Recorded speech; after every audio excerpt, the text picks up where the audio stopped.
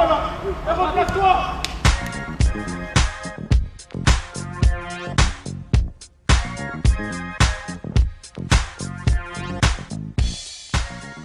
Hello à tous, ravi de vous retrouver dans la quotidienne et ça s'entraîne devant le but à J-1 de France-Suisse. Ce sera à suivre dès 20h45 en direct sur TF1. Alors malheureusement, ça va toujours pas bien du côté des blessés. Un coup pour les Mares, Koundé touché aux ischios, Thuram touché aux adducteurs, Digne est forfait pour Hernandez.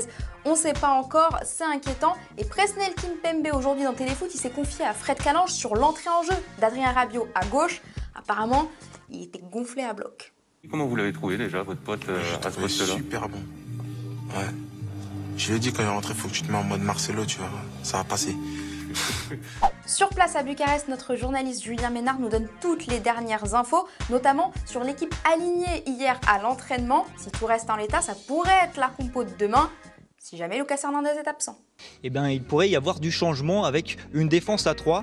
Des échanges ont eu lieu entre Didier Deschamps et les joueurs à ce propos. Hier, c'est ce qui a été travaillé également. En cas d'absence de Lucas Hernandez, on pourrait donc voir une charnière composée de Varane, Lenglet et Kimpembe. Adrien Rabiot serait alors piston gauche et Benjamin Pavard piston droit.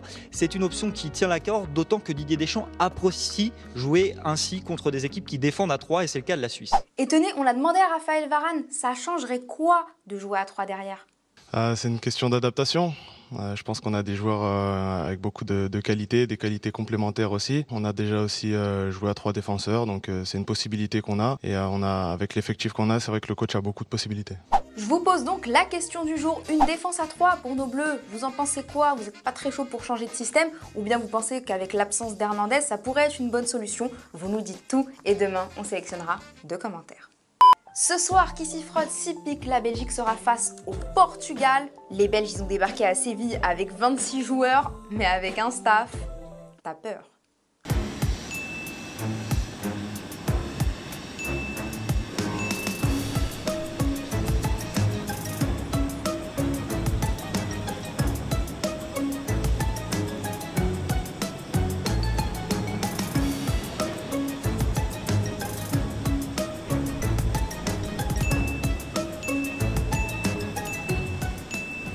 Et une fois installés avec leurs 550 accompagnants, c'est Romelu Lukaku qui s'y est collé en conférence de presse. Et la toute première question, elle était essentielle. Je vous jure que c'est pas un montage. On a vraiment le sens des priorités dans cet euro. Même Romelu, il était dépassé. Vraag en antwoord op Twitter 2 dagen geleden. Er is een meisje uit Vlaanderen, Milia, die vraagt zich af... Sauce Andalouse Blanche, wat is dat juist? Ah, hetgene wat we in Brussel zeggen is gewoon Andalouse saus met looksaus. Een mix eigenlijk. Ja, een mix van de twee. Ah, je suis soulagée, vraiment, on a résolu un mystère. Merci Romelu. Bon, on a eu droit à des vraies questions, notamment sur l'apport de Thierry Henry à ces Diables Rouges. Apparemment, il l'aime bien. Par rapport à la première période, je pense que là, maintenant, il parle encore beaucoup plus. Et il parle beaucoup plus avec beaucoup plus de joueurs. Avant, c'était beaucoup avec le département offensif, mais maintenant, c'est que le département défensif aussi. Mais il est encore beaucoup plus exigeant qu'avant, donc ça, c'est encore mieux pour nous. Parce que lui, il sait ce qu'on doit faire pour atteindre le haut niveau. Du côté des Portugais, ça se chamaille, ça se bidonne, hein, surtout quand on a le trublion CR7 dans ses rangs. Lui, un seul mot d'ordre, vous le connaissez, hein, Agua. Eh oui.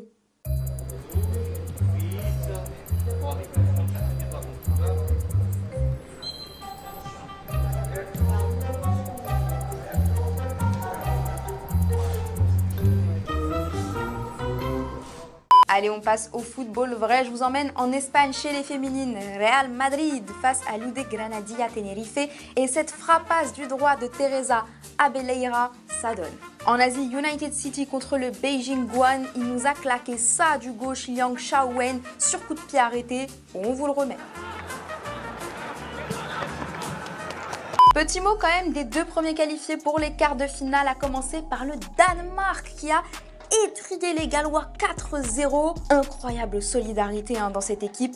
Italie-Autriche, énorme match qui a duré, victoire de la Nazionale après prolongation. Leonardo Spinazzola, man of the match, il était ultra en forme, plus que les journalistes.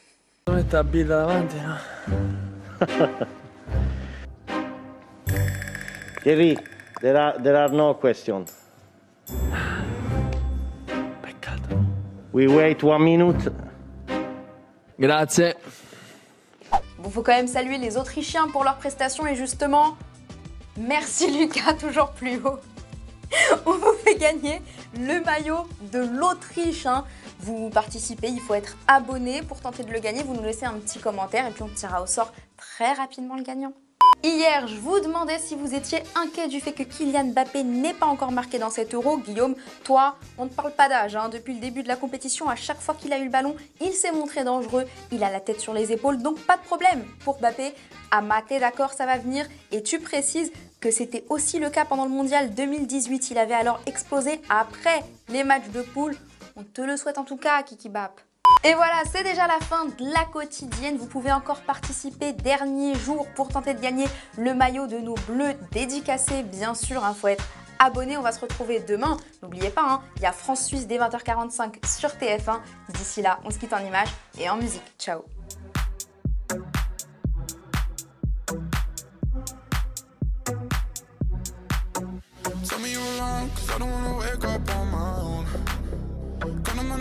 You ain't another number in my phone. I'ma tell you straight, if we go out, ain't going home. Fill up a car, you and me be drinking it up. I love it, I love it when you call me. I love it, I love it when you call me puppy. I love it, I love it when you call me.